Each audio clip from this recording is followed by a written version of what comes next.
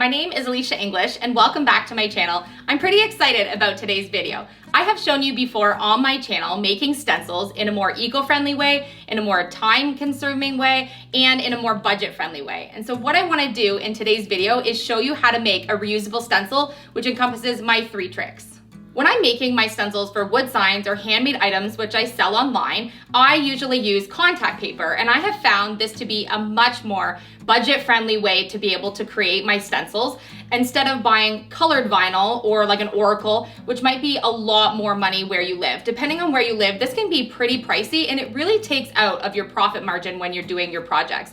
And so what I discovered this last week while I was toying with something I was doing for my camper renovation, I was able to create a reusable stencil for such a small price. And I want to show you in this video how I did it, because I think that this can create a lot less waste, be a lot faster than weeding out your vinyl, and then a lot more eco-friendly as well. So I'm going to show you how. When I'm making my regular signs using my contact paper or vinyl, the first thing I do is decide what word I'm going to do. So because pretty much everyone at some point has made a welcome sign, we're going to start with welcome. So I'm going to choose a font by clicking this A here, and I'm going to spell out the word welcome. All right, and I'm gonna make it a little bit bigger for you so you can see exactly what I'm doing a little bit better. Now keep in mind when you're creating a reusable stencil that you will have to stay within this gray box here, but just for the purpose of you seeing it, I'm going to be a little bit larger and then we will size it at the end before we cut. So then what I would do is I would go up to the top here and I would choose a font that I want to cut for my stencil. So I'm going to pick a cursive font. We're gonna go with Magenta Script. This is one of my favorite scripts to actually use. And then you'll see here that we have these little shapes that kind of go in and overlap the lettering. And we don't want to see those, so I usually go to Object, and then I go to Modify, and then I click Weld. And you'll see that it magically takes that away. And now I have a much easier word to be able to weed out without worrying about all those tiny little pieces. So when I actually create my stencil, I will use my pin or weeding tool and just have to remove the centers of my vowels, and I have an amazing sign. But the problem is when you're creating an actual reusable stencil, you're going to lose all of these pieces here in the middle. They're not going to be one piece. And so I'm going to show you how you can make a word like this, especially a script, into a reusable multi-use stencil, which is exactly what you want to do if you're going to make multiples of something. So I'm going to take this same font. So we're going to start over. I'm going to go to my word here, type in welcome, make it larger for you to see. All I do is drag and drop to be able to make it larger. I'm going to pick the same font, Magenta Script, and I'm going to do the weld option right now. You don't have to do it now, but it's easier for me to be able to see where my shapes are. So now what I want to do is I'm going to use a little tool that comes in my Silhouette Studio. When you have a Silhouette Cameo, this program to design in comes with your silhouette. I'm going to use this little knife image that's off to the left here. So you're gonna click that, and at the top, it's already highlighted for me that I'm using a solid cut, and you also wanna make sure that you're using a straight cut. You can choose all these different multiple options, make sure it's on straight. And then all I'm going to do is make a straight cut across, and then I'm going to make a straight cut across again. Now I have 2 cut lines, and I'm going to go to my little cursor here, and I'm going to delete these centers. So I moved it out of the way, it's a little easier. And now what I've done is I've created a space. Now I did my space a lot larger than I typically would so that you can actually see it on camera. So I'm gonna do it how I normally would for this E over here.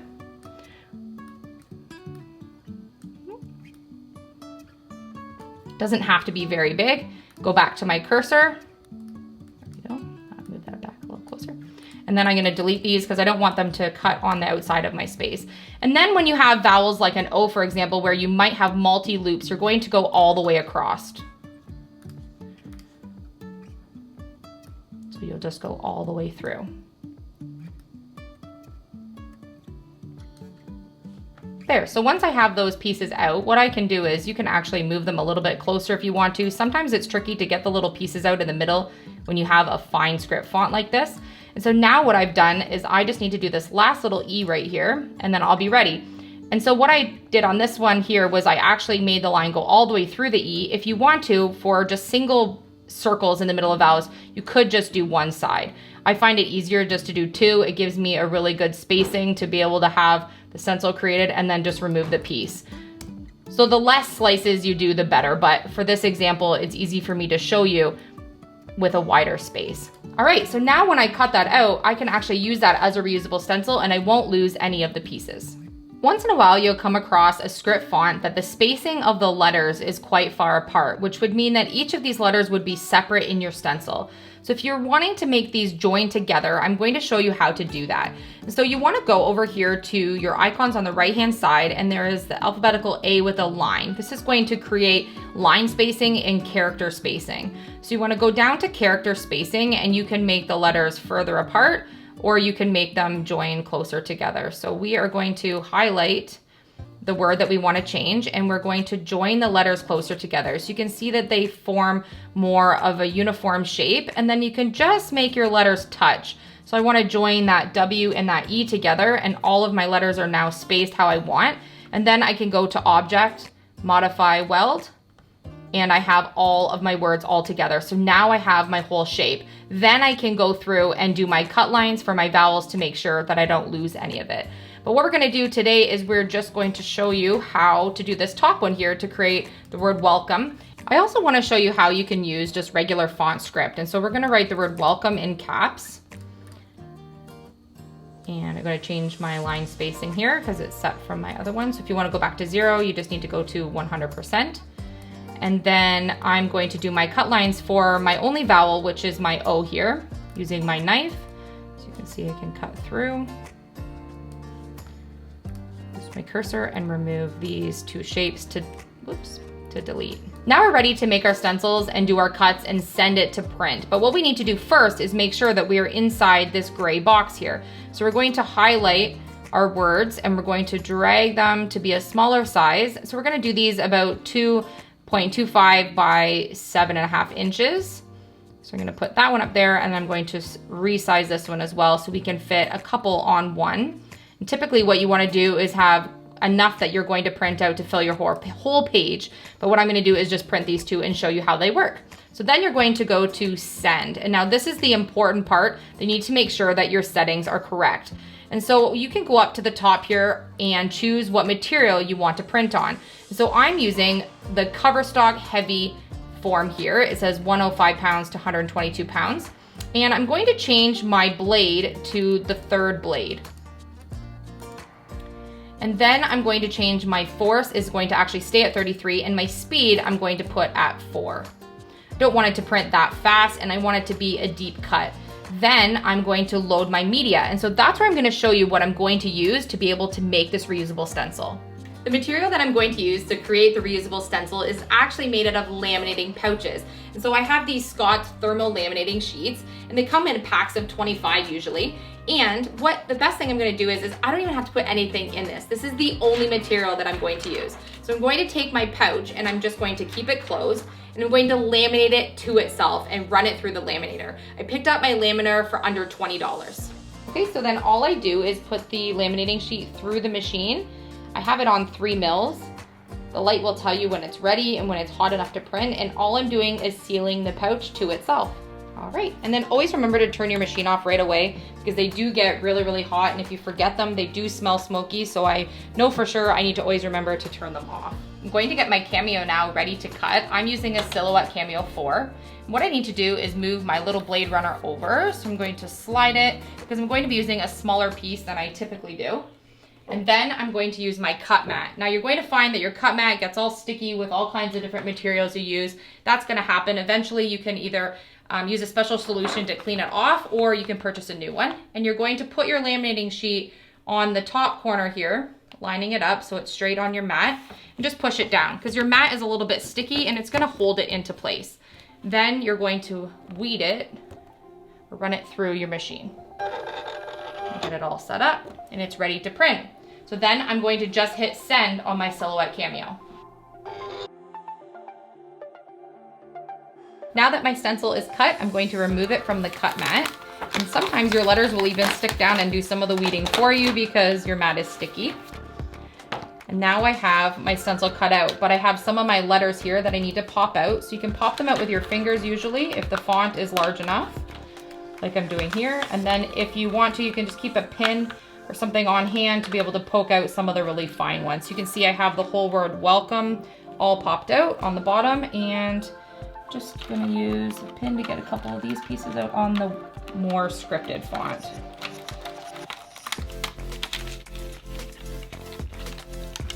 Because we welded the letters together, you can see it's a lot easier because it comes out in large pieces rather than teeny tiny ones like if you were using vinyl. So you can see that I have all of my letters all done. And because I did those little cut lines there, I was able to keep in the middles of the vowels.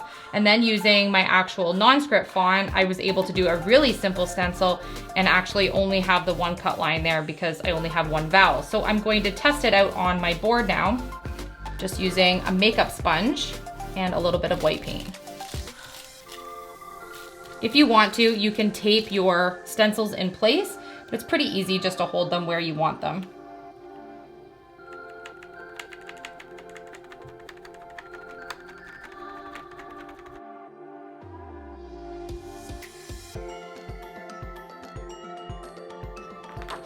There you go. I have a nice crisp stencil.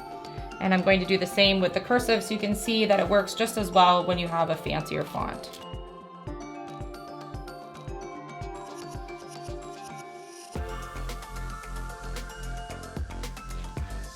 Oh, nice crisp stencil. And then what I like to do is, because obviously I don't want to have my lettering with those lines across, is I just take a very fine paintbrush and then I fix in those little spots.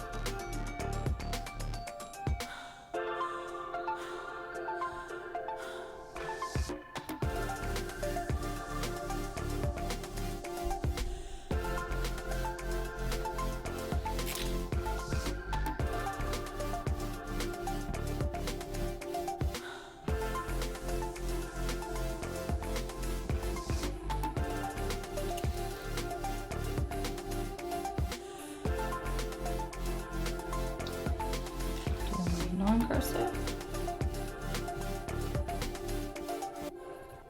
And there you go. You made a really simple reusable stencil.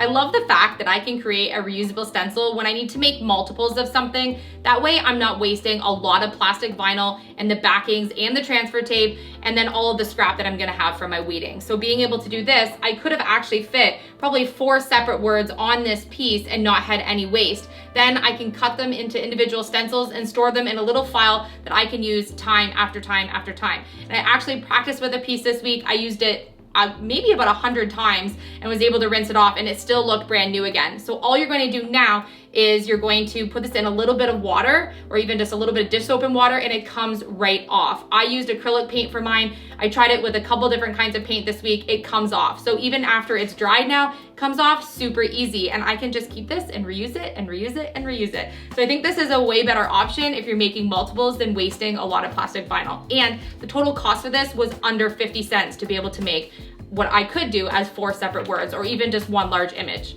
The only thing that I found so far that I haven't been able to overcome is how to be able to create large stencils without just piecing them together. Because I am limited for the size on my Silhouette Cameo, but I know you can get lamination made in larger pieces. I just don't have access to that where I am right now. So you could go and get larger pieces and have a larger cut machine than I have and create multiple use larger size stencils. So it is possible. I'm excited about this. Let me know in the comment section if this is something that you've tried and how you liked it.